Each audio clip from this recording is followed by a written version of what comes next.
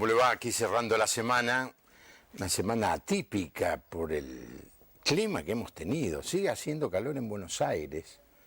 La lluvia no llegó, decía que iba a llegar la anoche, pero no, y dicen que esta noche, ojalá, porque y el estudio no nos están dando bien el aire acondicionado, así que vamos a ir calentándonos y consumiéndonos a medida que pase la hora.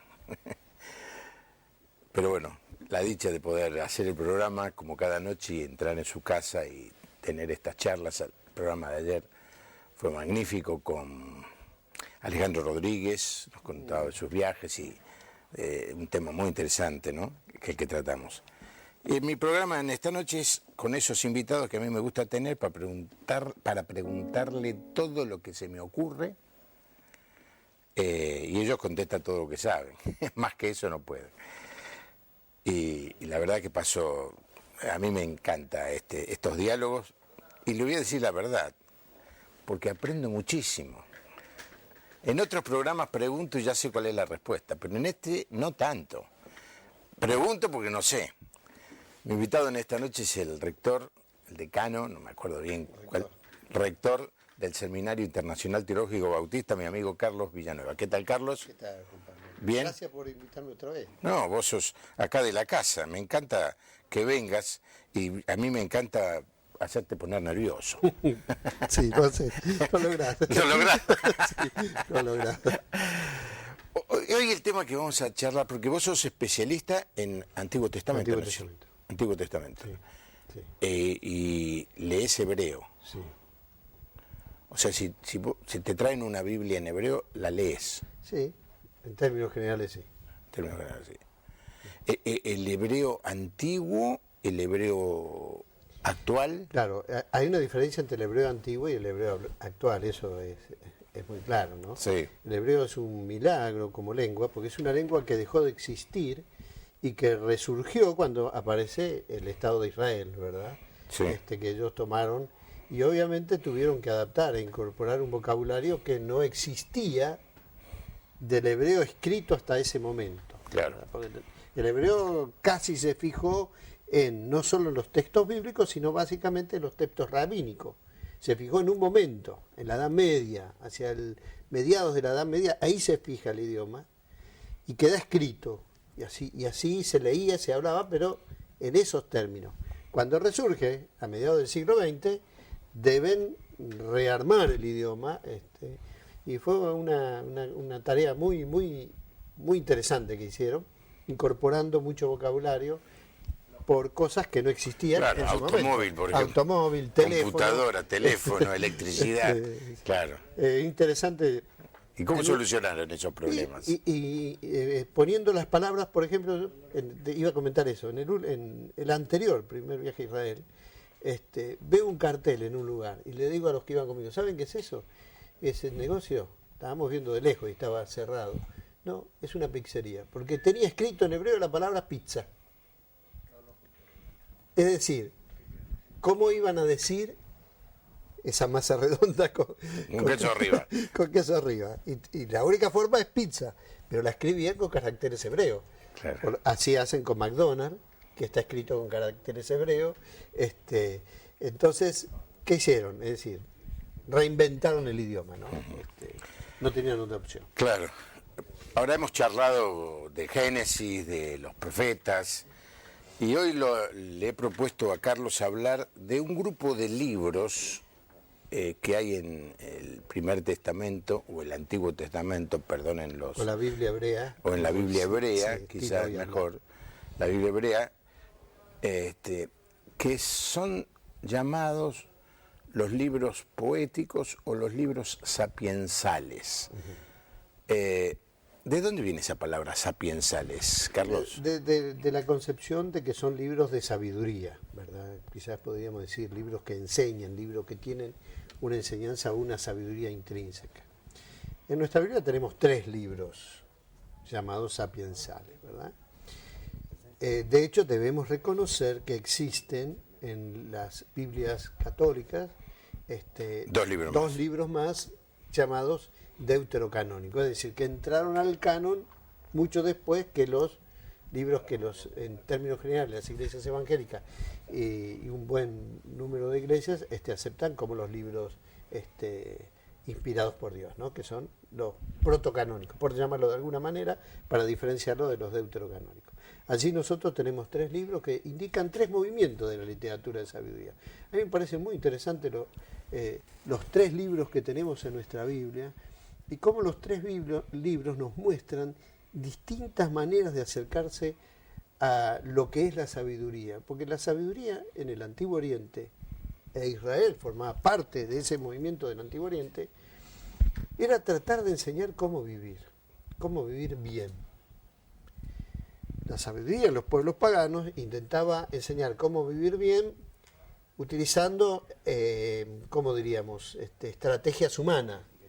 La sabiduría bíblica enseña cómo vivir bien tratando de aplicar las enseñanzas de la revelación a la vida diaria. Uh-huh. Y en ese sentido la sabiduría bíblica es genial. Sí, lo cierto es que, digamos, en los libros sapiensales no bíblicos y de la cultura persa,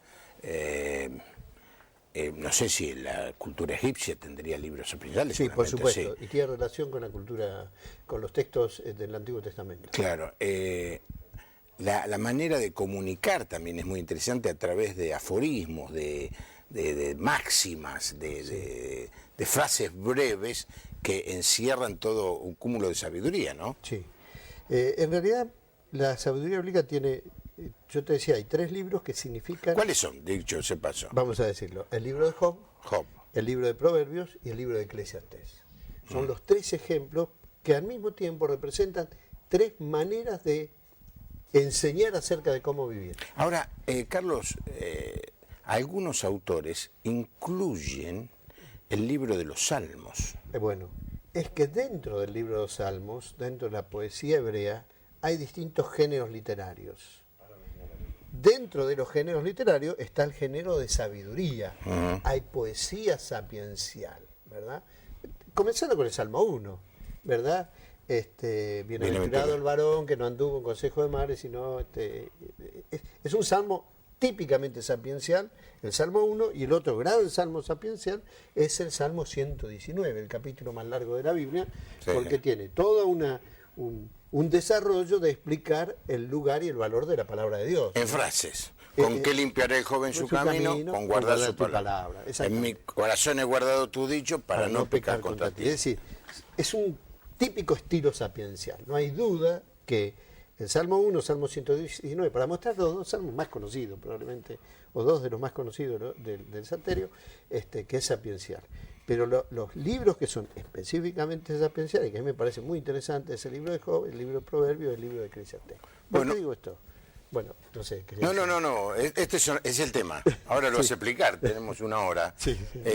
Ya se nos fueron 10 minutos, dicho sea de paso. Estamos en vivo aquí en este viernes caluroso 22 de agosto. Y bueno, si este programa se emite o se llega a ver o reproducir en algún otro lado, bueno, está bien, pero lo estamos haciendo este viernes. Así que estamos listos para recibir su llamado, el equipo preparado, 4568-6452, 4568-6667 y el teléfono 011 o 15 6041-3585, este último para recibir mensajes de texto. Lo cierto es que estamos teniendo algunos problemas con las líneas en esta zona de la ciudad. Algunos dicen que somos los culpables nosotros, porque a unos 100 metros de donde estoy en este momento hemos iniciado la construcción de la escuela secundaria y muchos cables se han cortado. Pero no tendría nada que ver con nosotros, porque algunos piensan que quizá hay algún problema con eso. Yo quisiera creer que no. Pero bueno, llame e intenten en estos teléfonos si usted nos quiere dejar su mensaje, su pregunta, su opinión, su discrepancia. Toda es bienvenida. Así que estamos con Carlos Villanueva, nos decía que hay 3 libros sapiensales, Job, Proverbios y Eclesiastés. Bien. El libro de Job es una enseñanza a través de un estilo, de una vida. De una vida. Es lo que se llama la sabiduría biográfica. Cuentan la vida de un hombre y a través de la vida y los diálogos de ese hombre que está teniendo con sus amigos, justamente allí vienen las enseñanzas, ¿verdad? Sí. Y hay una riqueza en el libro de Job, no solo el marco histórico, el principio y el final, que es como la mayoría de los hermanos lee Job, luego se aburre por el camino, ¿verdad? Pero si uno ve el medio, y hay Es que están esos tres amigos insoportables. Claro, uno puede leer los primeros diálogos, pero cuando se repite otra vez, ya medio que deja de leerlo, ¿verdad? Pero especialmente en los diálogos y en los discursos de Dios, que son el remate final del libro, ¿verdad? En la parte poética, hay una riqueza de la sabiduría impresionante en el libro de Job que valdría la pena recordar. Job 31 es uno de los grandes textos éticos de la Biblia. A mí me gusta mostrar, debería haber traído una imagen para que ustedes vean, ¿no? Cuando uno ve el libro de los 10 mandamientos, ve Job 31 y ve la enseñanza de Jesús, hay una continuidad. Allí una continuidad, es decir, de alguna manera el libro de Job muestra el intento de profundizar en lo que enseña el mandamiento y el Señor Jesús va más allá, ¿verdad? Y le da el sentido pleno, siguiendo esa misma línea, ¿no? Hay una relación muy interesante en este libro. El segundo libro es el libro de Proverbios, probablemente el más conocido. Las máximas cortas, prácticas, muy precisas, que tienen que ver con situaciones de la vida, y con una gran manera de desafiar al hombre a vivir su fe. Porque en realidad lo que hace el libro sapiencial, especialmente el libro de Proverbios, es desafiar a vivir la fe. Yo a los muchachos a veces le hago el ejemplo. Uno encuentra en los mandamientos uno de ellos que dice no cometerás adulterio. ¿Qué hace el libro de Proverbios? Nos muestra las consecuencias del adulterio. Es decir, dice, el que comete adulterio es esto, le va a pasar esto. Lo explica con una claridad, es decir, aplicando esa máxima tan precisa a situaciones concretas. Miren, ustedes pueden desobedecer, pero si desobedecen les va a pasar todas estas cosas. Y ténganlo claro desde el principio. Me parece genial como Proverbio aplica eso. Y finalmente tenemos el tercer libro, el libro de Eclesiastés, que hay algunos hermanos que no les gusta el libro de Eclesiastés. A mí es el que más me gusta. Es genial el libro de Eclesiastés, ¿no? Porque realmente el autor lo que hace es jugar con opuestos, ¿no? ¿Qué es lo mejor? ¿La riqueza o la sabiduría? Entonces, generalmente nosotros decimos, es la sabiduría. Y él dice, no, el rico sabio, eso es lo mejor. No dejen atrás las opciones. Entonces, el autor de Eclesiastés va jugando con ideas y dejando una enseñanza muy, muy precisa, justamente de cómo debe uno vivir para cuando llegue al final de su vida, sea una vida que ha disfrutado, ha gozado, pero lo ha hecho bajo la mirada de Dios. Sí. Ahora, lo interesante, bueno, ya me largo a hablar de Eclesiastés. Sí. Tengo un par de sermones sobre Eclesiastés, lo he leído, a mí me sorprende la sinceridad del escritor, que se supone, o sea, dice que Salomón, reconociendo su fracaso, sus errores, su miseria, ¿no? Terminar la vida, decir todo es vanidad, es como decir, no hice nada bien, todo me fue mal, la vida no tiene sentido, es por más que te preocupes no vale la pena, y arranca con esas frases y después te va iluminando, ¿no? Te va iluminando y te termina diciendo el principio de la sabiduría. Bueno, pero no lo quiero sacar el trabajo de mi invitado. No, pero si uno lee Eclesiastés, los primeros capítulos, justamente es la demostración que el modelo salomónico es un modelo que fracasó. Es decir, un hombre que tuvo toda la riqueza, que tuvo todas las mujeres, que tuvo todo el poder, y sin embargo en cada vez termina diciendo, al explicar lo que significa el poder, vanidad de vanidades, todo vanidad. Y termina diciendo, el hombre más sencillo, el que come y bebe, es el que disfruta mejor de la vida que aquel que tiene todas estas cosas. Ujú. Es muy interesante eso, Sí, sí, porque sí. las cosas más sencillas son las que mejor nos hacen. Sí, No sí. toda la sofisticación de avanzar por esos otros temas de la riqueza, tratar de pensar mucho, la sabiduría como un fin en sí mismo, Sí. no como algo para vivir, sino como un fin en sí mismo, o el poder, tratar de ejercer el poder, que al final el que ejerce poder, él mismo lo dice, no conoce lo que pasa debajo de él. Es decir, cree que ejerce poder, pero otros son los que manejan la cosa y finalmente hace lo que él no quería que hiciera. Es muy interesante. No, no te metas en política. No. Gómez de Santa Elena, estoy contento, me edifican con todos los programas. Extrañé porque estuve en terapia. Le mandamos saludos. Omar de Chaco. ¿Por qué Salomón, siendo tan sabio, fue llevado a los ídolos por sus mujeres? De alguna manera la explicación está en el libro de Eclesiastés, uno podría decir, porque a veces uno es sabio en una etapa de la vida y en otra etapa uno se cree sabio y deja que su propia verdad, él mismo se agrande con su sabiduría, y ahí es donde realmente es donde la cosa empieza a fracasar. Es decir, yo creo que Salomón, cuando pidió sabiduría a Dios y Dios le concedió la sabiduría, tuvo un tiempo de genialidad.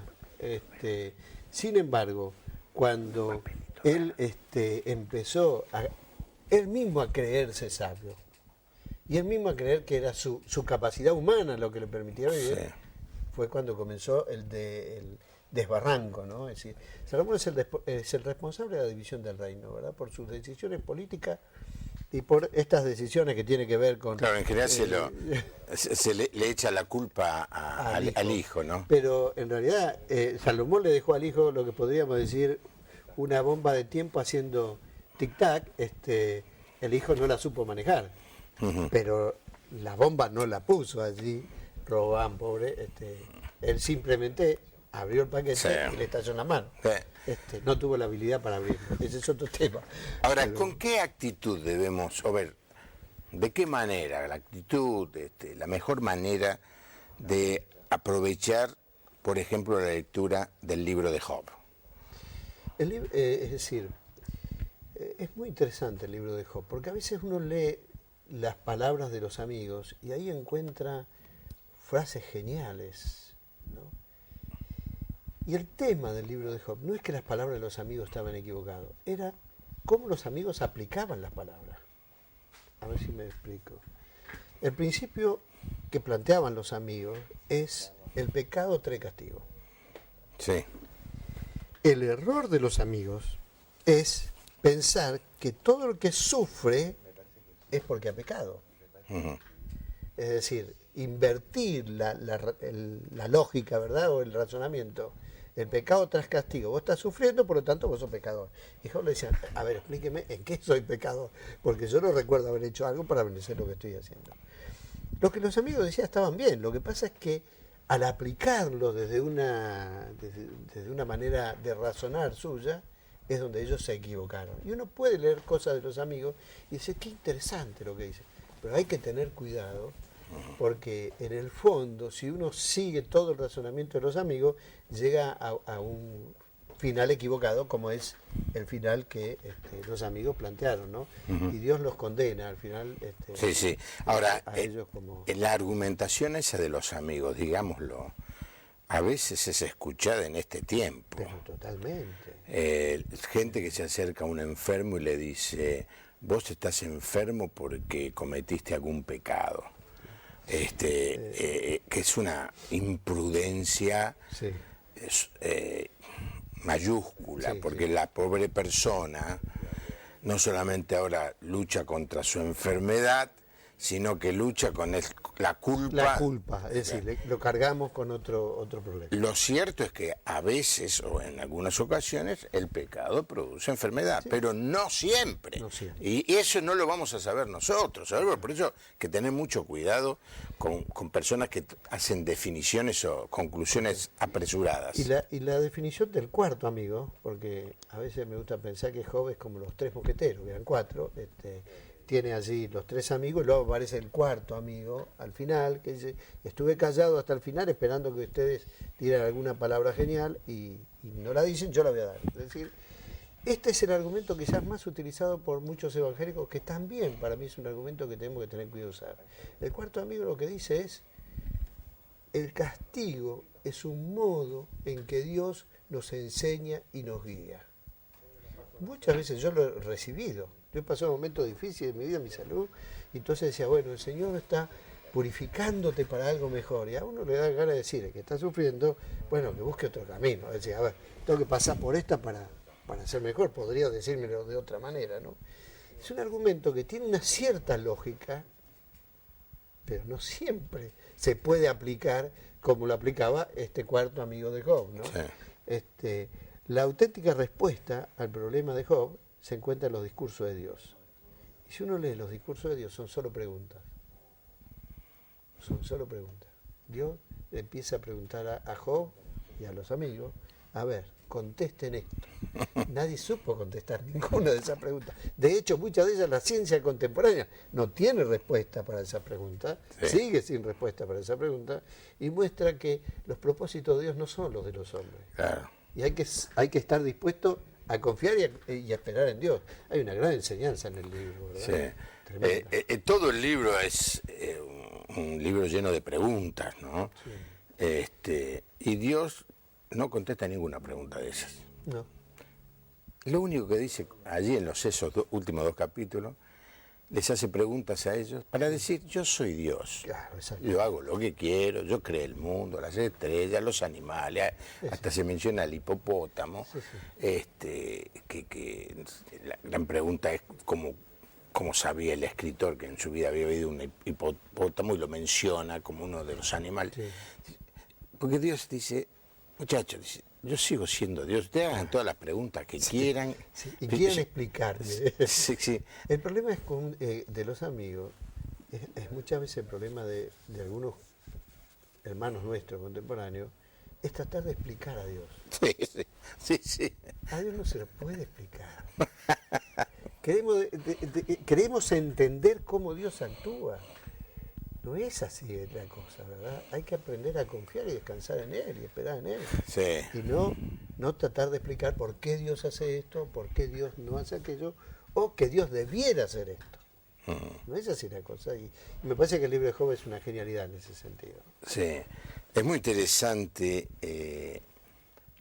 en uno de sus mensajes, al volver Rick Warren a predicar después de 4 o 5 meses que se tomó de descanso luego del suicidio de su hijo, hizo una serie muy muy buena. Y en uno de los mensajes le dice a la gente que está al lado del que sufre qué tiene que hacer y qué no tiene que hacer. Y una de las cosas que dice, no abras la boca, no expliques, no trates de interpretar. No vayas a decirle al que ha perdido un hijo, al que está enfermo en una cama, no le vayas a dar clase de teología barata. Lo que necesita esa persona es tu presencia y tu abrazo, tu cercanía, silencio, no hables.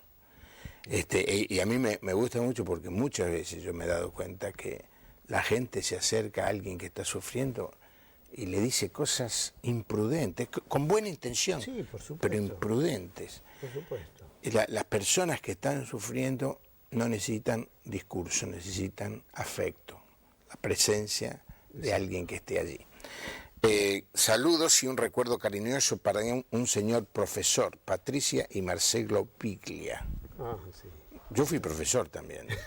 No sé bueno, si fueron alumnos míos. Es el seminario. Alfredo Rosario, buenas noches. La traducción del nombre de Dios Jehová en hebreo no tenía vocales. Ahora lo voy a explicar. Familia Arias de Jujuy, buenas noches. Qué bendición del Señor tenerlo en el programa. Dios lo bendiga. Bueno, muchísimas gracias a todos los que disfrutan viendo el programa y aprendiendo, como estoy aprendiendo yo. Ya lo explicaste más de una vez, pero sí. Explícalo otra vez. A ver, el hebreo como lengua hablada tenía vocales. No hay manera de hablar una lengua sin vocales. pero como lengua escrita no tenía vocales, porque originalmente las lenguas, cuando tenemos que remontarnos al origen de la escritura, no se escribía con vocales. Y no se escribía con vocales porque la cantidad de palabras que existían no era tanta como para que pudiéramos confundir palabras por la ausencia de vocales, ¿no? Hoy para nosotros sería imposible hacerlo de esa manera. La cuestión es que cuando el hebreo la Biblia se puso por escrito como en su tiempo se escribía sin vocales. Y entonces el nombre de Dios no se pronunciaba. Cuando viene... ¿Se escribía? Se escribía, no se pronunciaba. Se escribía, no se pronunciaba. Es muy interesante ese dato, ¿verdad?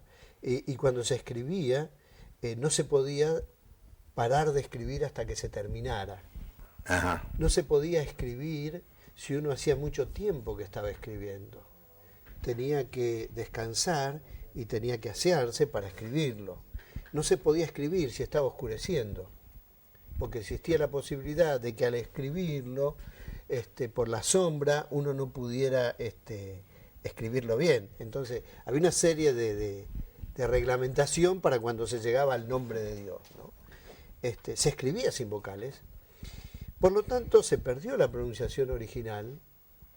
Luego, cuando aparecieron las vocales, se pusieron las vocales a todas las otras palabras, menos el nombre de Dios, y finalmente resolvieron sumar dos palabras, que es la palabra Adonai con las 4 letras del tetragrama sagrado, del nombre original de Dios, y quedó algo parecido a Jehová, o Jehová, que es lo que nosotros hoy tenemos, ¿verdad? Jehová es la suma de dos palabras, Adonai más el nombre original de Dios, que algunos dicen que Yahvé, pero estas son todas teorías. Nadie puede asegurar 100% que así se pronunciaba, porque se ha perdido esa pronunciación. Libros sapiensales es nuestro tema en esta noche, disfrutando de la sabiduría de Carlos Villanueva. No nos costó nada todo el tiempo que él estudió, no le pagamos nada para que fuera a la facultad, no invertimos ni siquiera un café, nada. Apenas un vaso de agua es lo que reciben nuestros invitados. Pero alguna vez Carlos Villanueva fue joven. Alguna vez. Y yo también. Y en una época, en la década del 60, aparece un grupo que escribe una canción que se llama Libros Sapiensales. ¿Vos lo escuchaste alguna vez? Sí, muchas veces. ¿Tenías esos discos? Sí, señor, tenía esos discos y lo escuchaba y los he perdido. ¿Los has perdido? Los he perdido. Bueno, Hoy escuchaba otra vez. Sí, el año pasado, ¿sabés que vino Willy Quiroga, el más antiguo, y sí. Gardellini, no me acuerdo bien el nombre de Gardellini, los que son Box Day hoy. Uno de los hijos lo acompaña a la batería cuando cantan, y por supuesto el tema que le pedí que cantaran, el Libros Sapiensales. No sé cuántos de ustedes se acuerdan de eso, vamos a ver si lo podemos poner. Esto fue el año pasado, y nuestros invitados cantaban este tema, que después fue un poco copiado, yo diría, o el espíritu del tema. Pablo Bedrosian lo agarró y compuso eso, cada cosa en la vida tiene su justo lugar. Sí, pero bueno, a Pablo lo dejamos, está allí en Honduras, que no se metan en lío. Ponemos este tema que el año pasado cantaron aquí la gente de Box Day, Libros Sapiensales. A ver cómo sale. De charla, vamos a la música. Libros Sapiensales. Libros Sapiensales, vamos a hacer.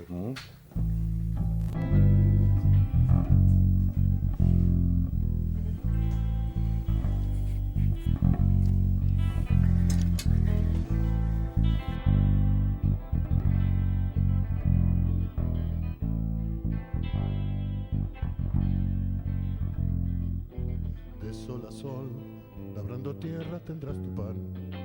Todos los ríos van al mar, pero este nunca se llenará.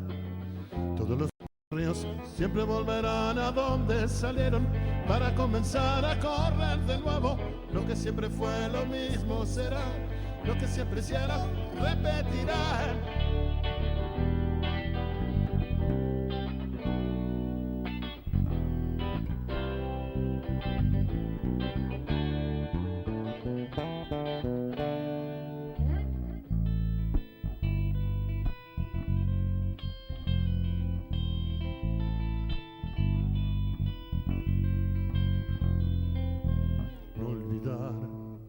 que ves se ha visto ya. Tal vez un día lo sabrás, que todo tiene un tiempo bajo el sol, porque habrá siempre tiempo de plantar y de cosechar, tiempo de hablar, también de callar. Hay tiempo para la guerra y tiempo de paz, tiempo para el tiempo y un rato más.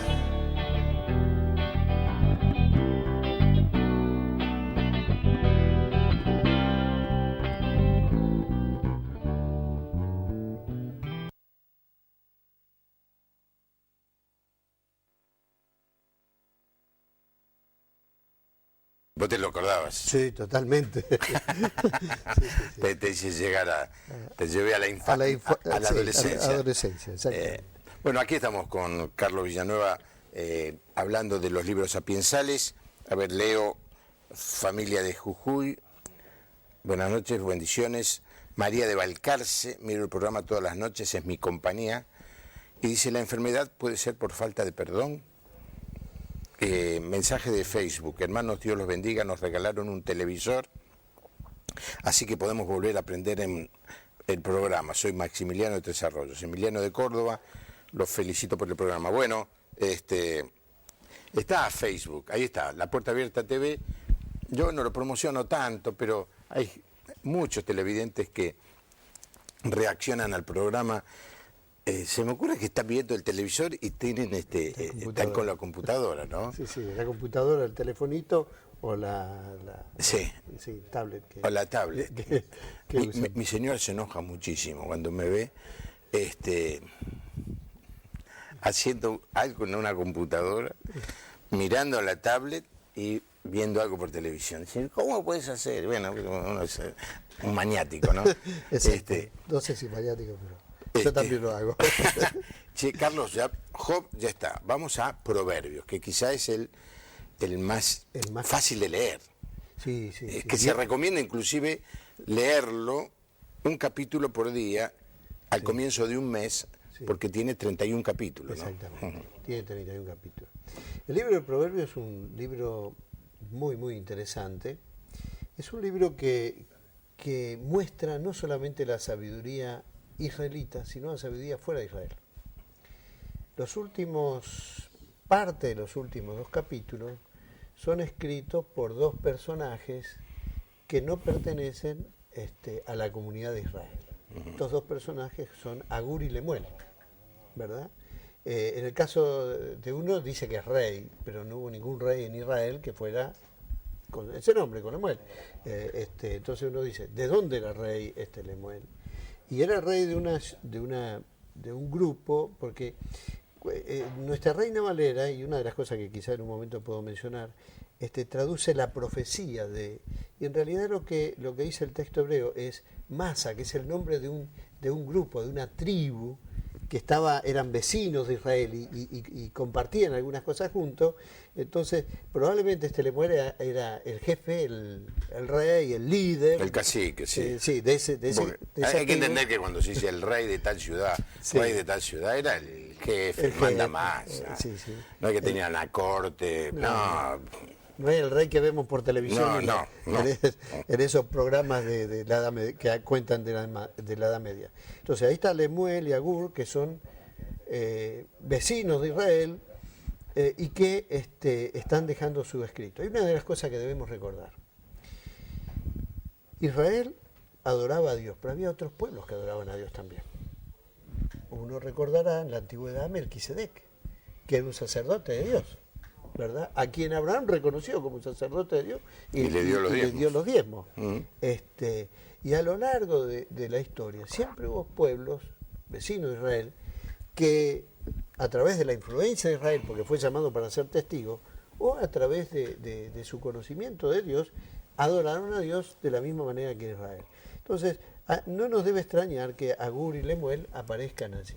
Pero no solamente aparecen Agur y Lemuel. El libro nos cuenta que hubo un intento, especialmente en la mitad del libro, los varones de Ezequías, dice, copiaron, Reina Valera, los proverbios de Salomón. En realidad la palabra copiaron significa trajeron o actualizaron. Los varones de Ezequías que vivió cientos de años después de Salomón, ¿verdad? 300 años por lo menos, al ver aquellos proverbios de Salomón, decidieron actualizarlos un poquito, cambiar el vocabulario y actualizarlo. Y allí a mí me gusta mucho leer las nuevas traducciones de proverbios. Algunas traducciones que en otros libros no me gustan, pero en el libro de proverbios me encanta cómo traducen, porque hacen este intento que hicieron los varones de sequía, poner en el lenguaje nuestro, ¿verdad? Antiguas frases que debemos actualizar Sí. hoy porque en nuestro tiempo no tendrían sentido. Yo menciono un pasaje de Eclesiastés. Cuando uno lee Reina Valera, habla de que si el hierro no se amolare. La verdad que si yo le preguntara a cualquier persona qué significa amolar, y a qué se refiere con el hierro amolado, no creo que nadie me pueda contestar. Pero una de las versiones, una nueva versión internacional, dice, si el hacha no se afila. Claro. Es otra cosa. De eso está hablando el texto. Amolar era Afilar afilar. el hierro, claro. Era una manera antigua de decir afilar, ¿verdad? Y no estoy hablando mal de Reina Valera, es la versión que yo uso para mi devocional y para Sí, mi vida. déjame que explique. Cuando Carlos habla de Reina Valera, no está hablando de una reina que se llamaba Valera, no, está hablando de la versión más común, más conocida en el mundo evangélico, en español, obviamente, de un señor que era Casiodoro de Reina, que hizo la traducción, y tiempo después aparece Cipriano de Valera y la mejora, la adapta, ¿no es cierto? Correcto. Entonces, para nosotros los evangélicos, decimos Reina Valera, hablando de la traducción más común, más vendida, más conocida, más amada de todas. ¿Y qué más ha influenciado en el vocabulario? Sí. Es decir, mucho del vocabulario cristiano sí. Está influenciado por Reina Valera. Sí. No ahora, solamente de los evangélicos, sí, el cristiano en general. Esta Biblia es la contemporánea, es la Reina Valera contemporánea. Es una mejora. Por ejemplo, la Reina Valera dice, vosotros sois... ¿Quién habla así en Argentina? Entonces, esta dice, ustedes son, digamos, es un poquito más fácil la lectura. De todas maneras, coincido con Carlos en que las nuevas versiones traen una luz a estos proverbios que vale la pena mirarlos. Aún la versión del lenguaje actual, que fue una versión dirigida a chicos entre 8 y 12 años, y que hoy es muy popular, tiene una claridad, te ilumina, y también por supuesto la Biblia, Dios habla hoy. Yo de otras versiones que no son de la sociedad bíblica no opino. Bueno, está bien. Y usted se imagina por qué, ¿no? Está bien. Así que le soporto que un ex miembro de la comisión directiva de la sociedad bíblica esté hablando de otra versión. Lee otras versiones. Sí, es cierto. Dios habla hoy es muy buena, muy buena, es muy excelente. Bueno, sí. Para proverbio es mejor que el lenguaje actual para mí. Ah, sí. Es decir, más comprensible. Bueno, mi lenguaje no es el de los jóvenes de hoy. Claro. Pero está bien. Pero para mí es más comprensible. Imagínate qué privilegio que tenemos los de habla hispana, que podemos elegir entre 10, 12 versiones diferentes. Sí. Dicho sea de paso, vos sabés que las Biblias para el Tobacom, impresas en Corea, que no podían entrar, ya han salido, están en camino, en poco tiempo más las vamos a tener aquí para todos los hermanos Tobacom puedan leer la Biblia en su propia lengua. Toda, completa, buenísimo. Sí, esa es una bendición. ¿Cuál es el proverbio que más te viene a la mente? Un proverbio que he estudiado mucho y que recuerdo por la diferencia que hay en las traducciones, es el de el hombre que tiene amigo debe mostrarse amigo, y amigo hay más unido que un hermano. Es interesante ese proverbio. Cuando uno lo lee en las distintas versiones, se da cuenta que la traducción que aprendimos de memoria, yo aprendí de memoria en Reina Valera 1960, esta traducción. Eso te redime, sí. Ve que ahí hay un error de traducción. Sí, yo cuando veo una diferencia digo, a ver, la ventaja que yo tengo, ¿cómo está escrito en el hebreo este claro. tema? ¿No? Y en realidad el hombre que te ve amigo debe mostrarse amigo, y en los momentos de conflicto el unido es el hermano, dice el texto hebreo. El unido. El que se une a uno es el hermano.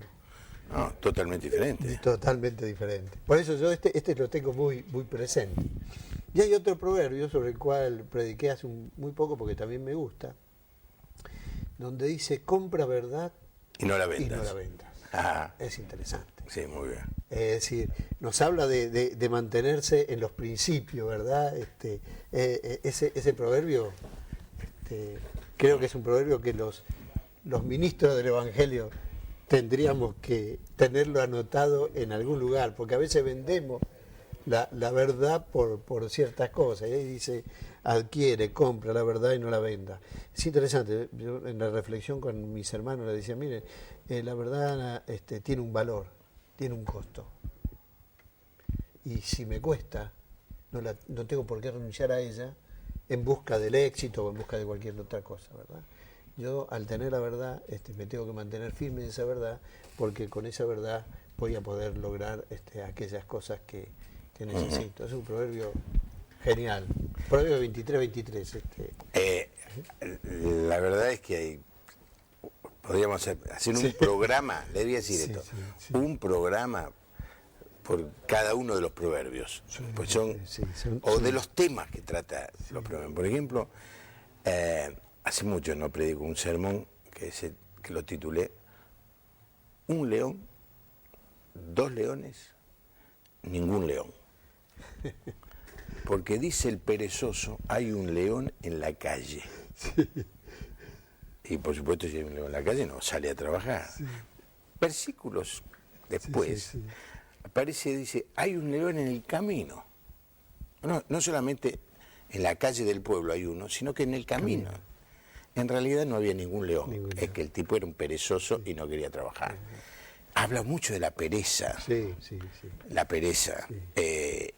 Entre otras cosas, habla de la borrachera, cómo describe cómo se siente un borracho, como alguien agarrado a una vela de barco que en medio de la tormenta. Es magistral. Habla también el libro de Proverbios de la educación de los hijos. Mucho. Durante una época de mi vida, en las vacaciones que teníamos con mi familia, a veces no íbamos a ningún lado, nos quedábamos simplemente en casa. Una de las cosas que hacíamos era leer un capítulo de Proverbio por día. Entonces los chicos tenían la versión popular y yo tenía la Reina Valera, entonces cada uno de ellos iba leyendo. Creo que el tercer año que hicimos eso me dijeron, cuando íbamos a hacer eso, por favor, no lo hagamos más, porque vos después nos repetís frases como: el padre que ama al hijo se apura para castigarlo. Entonces, no nos gustan esos textos. No nos gustan esas frases. Pero es en la educación, justamente las temáticas de la educación que hoy se están teniendo. El autor de Proverbios ya tenía frases que hubieran sido respuesta a la problemática que hoy a veces vivimos con una situación de la forma en que estamos educando a las nuevas generaciones, que es diferente, por lo menos como me educaron a mí o a generaciones anteriores, ¿no? Entonces, hay un proverbio que estoy estudiando, que voy a mencionar en una presentación que tengo que hacer, y es: la justicia engrandece la nación. exacto. Pero el pecado es oprobio de los pueblos. Es decir, una nación en donde hay justicia es una nación que progresa, que se va engrandeciendo a medida que pasan los años. Una nación donde no hay justicia es una nación que se va empobreciendo. Exactamente. Y la segunda frase de este proverbio es: y el pecado es afrenta, es oprobio, produce que los demás se burlen. Sí. Es decir, la corrupción, el soborno, la mentira de los funcionarios y de los gobiernos producen que el país que entra en eso sea motivo de escarnio, de burla, de todo. Para mí me parece una cosa sensacional, ¿no? Déjame que te lea algunos mensajes. Emiliano de Córdoba, lo veo casi todas las noches. Fabián de Santa Fe, ¿podría explicar Eclesiastés 3:15? Ahí no me quisiera meter en eso, pero búscalo, a ver si te encontrás algo. Gracias por el tema y el invitado. Es gratificante aprender cada día. Hugo de las Rosas Santa Fe han hablado de castigo y que un hijo se aparte es un castigo a nuestros pecados o equivocaciones, pregunta. Se aparte de uno, querrá decir se aparte de la iglesia. Sí. Muy bueno el programa. Jorge Brites de Alviar Corrientes. Esther, ¿por qué es diferente la Biblia de los testigos de Jehová? ¿Es apócrifa? Pregunta. Maxi de Tres Arroyos, que le regalaron una Biblia, ya pregunta, ¿qué opina de una Biblia en un televisor? De la Biblia de estudio electrónica eWord o eWord. Mensaje de Facebook. Hola, soy Patricia de Ciudad de Rosario y católica seguidora de este programa. Sin duda, Dios es lo más grande que hay. Justo estoy releyendo el libro de Job. Tenía dudas que me fueron aclaradas por el doctor Villanueva. Mis libros preferidos son los sapiensales. Gracias por este programa. Mi alma necesita instrucción en Dios y ustedes me regocijan para su gloria. Que Dios lo bendiga.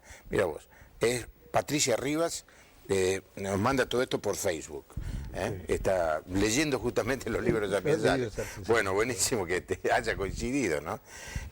No sé si querés explicar, es un texto un tanto... Sí, lo que ahora existe ya existía y lo que ahora ha de existir existe ya.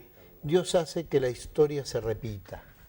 Es decir, el texto lo que está diciendo de que no hay nada nuevo debajo del sol. Muchas veces queremos inventar algo como seres humanos y realmente podremos cambiar la apariencia.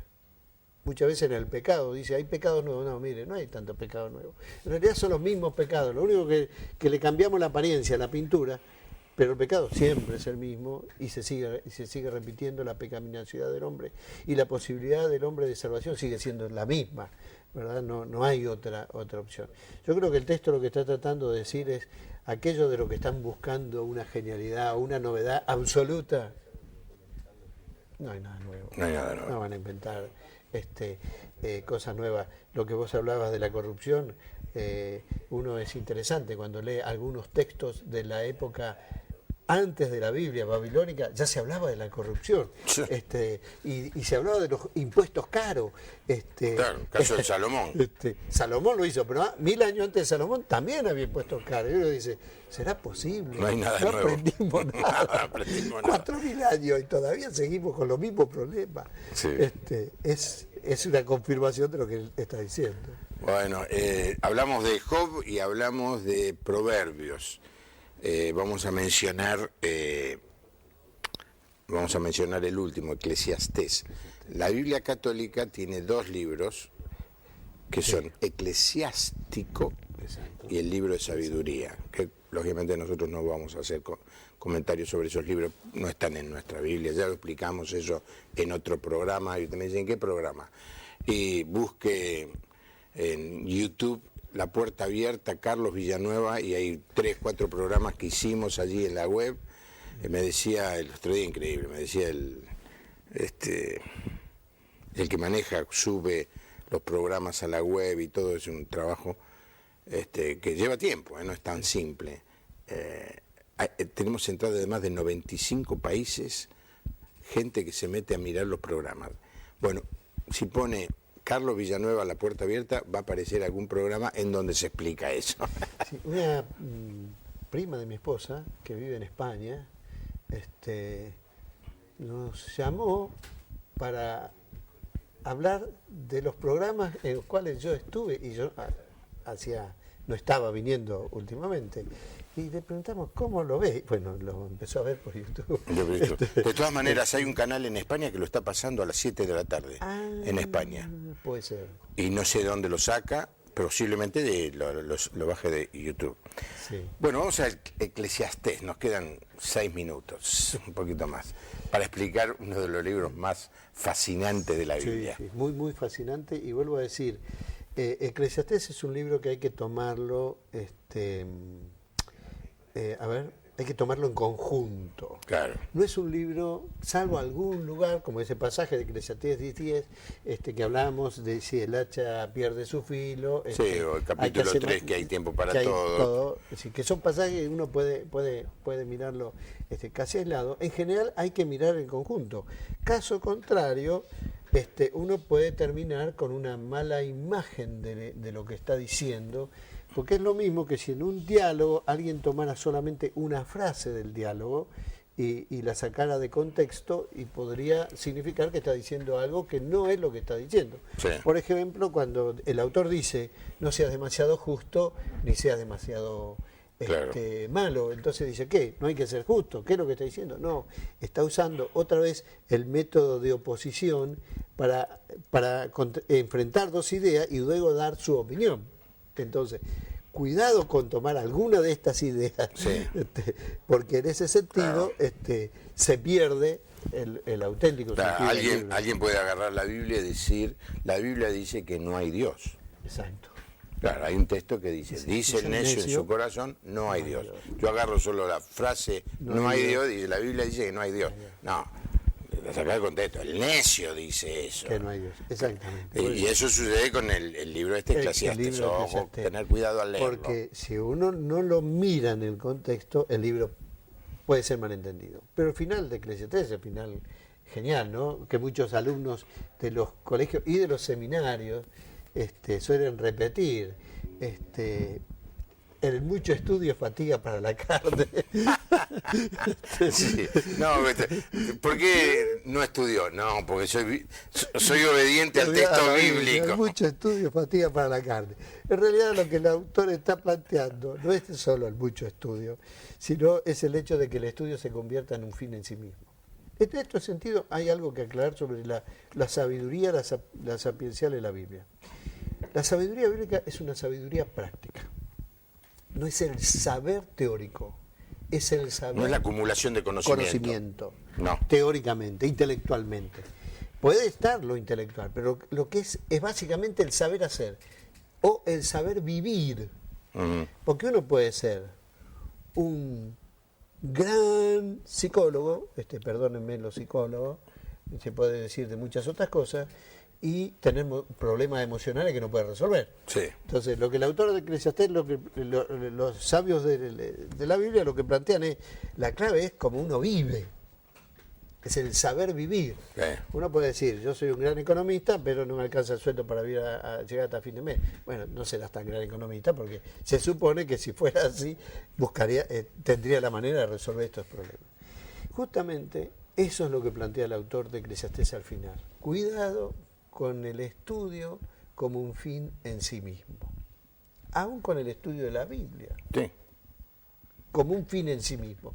No es un fin en sí mismo, porque el auténtico sabio de la Biblia es aquel que sabe vivir en las situaciones diarias lo que la Biblia enseña.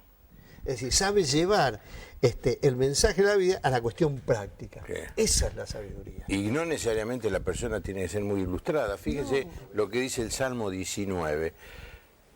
La ley de Jehová es perfecta, que convierte el alma. El testimonio de Jehová es fiel, que hace sabio al hombre simple, al hombre sencillo. Porque se puede ser sabio sin abundar en conocimientos, y de hecho, ni en títulos. Aquellos que tenemos experiencia pastoral, hemos recibido de personas mayores, muy creyentes, muchos consejos, yo lo tengo que decir. Sí. Comencé el ministerio pastoral muy joven, 24 años, era un chiquito, muchos consejos de personas que de una manera muy simple, muy sencilla, me vinieron a decir frases que eran adaptaciones del texto bíblico, que me hicieron mucho bien a mi vida. Y uno dice, esta persona tan simple, tan sencilla, tuvo una pregunta, tuvo una observación oportuna que me iluminó. Bueno, esto es lo que plantea el autor de Eclesiastés. No hay que estudiar solo. lo digo yo que vivo estudiando, ¿no? Pero no hay que estudiar, hay que saber vivir, hay que saber qué hacer con lo que se estudia. Ahí es donde está el problema. Cuando uno lee y después se queda ahí en la lectura, no cuando uno lee y vive lo que está leyendo. Gracias, Carlos, por haberte molestado en venir esta noche. Siempre tu visita nos ilustra, nos ilumina. Y el gran consejo final que nos acaba de decir: leamos la Biblia, pero no para competir con otro a ver quién sabe más, sino para que este libro vaya trayendo sabiduría a nuestra vida, es decir, vaya moldeando nuestro carácter, nuestra conducta, nuestro vocabulario, nuestra cosmovisión, nuestros objetivos, nuestros sueños, y nos haga sabios. Y este es el gran desafío.